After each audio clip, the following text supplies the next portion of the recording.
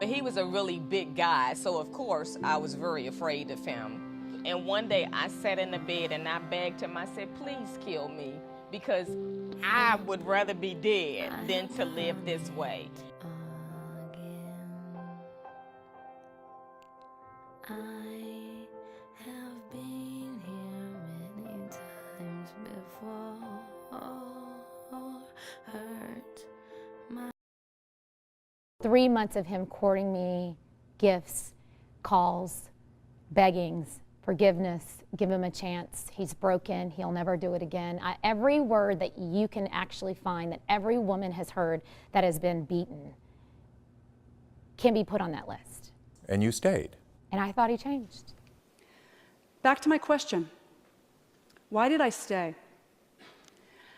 The answer is easy. I didn't know he was abusing me.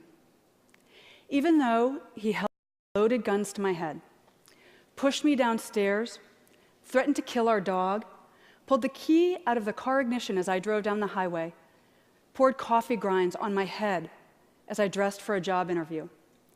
I never once thought of myself as a battered wife. Instead, I was a very strong woman in love with a deeply troubled man, and I was the only person on earth who could help Connor face his demons.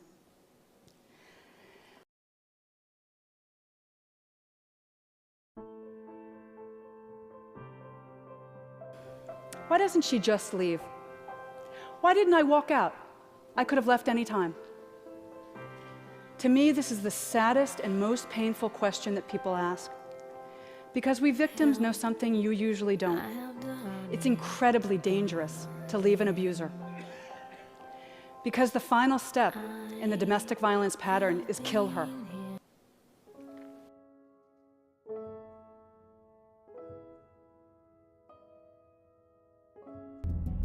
In Russia, 36,000 women are beaten by their partners every day. One woman dies from domestic violence every 40 minutes. For victims, there are few safe spaces, which makes this place on the outskirts of Moscow a sanctuary. This woman and her 2 daughters live at a church-funded shelter for victims of domestic violence. In their case, the violence was inflicted by multiple family members. The free shelter gives her kids a sense of security, but she doesn't feel safe. She asks us to hide her identity because she fears her husband is trying to find her. Do you feel safe here today? Not really, because my husband is a very clever man. He's reported me as a missing person, looking for me through the police. Here, I'm always looking out the window, fearing he will come with the police. I'm always scared. My organization was started as the first crisis center for battered women in Moscow, and because it was the first one, very quickly we also became a resource center. We started doing training for other organizations.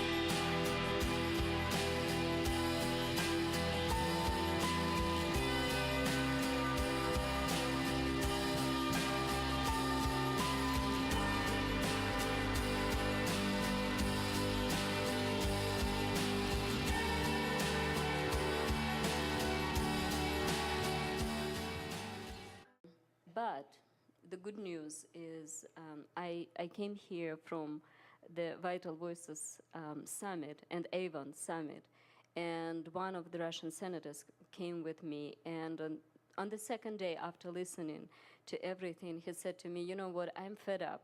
Let's just write this law. And today he said, that in April we will have parliamentarian hearings in Russia on violence against women. So these are good news.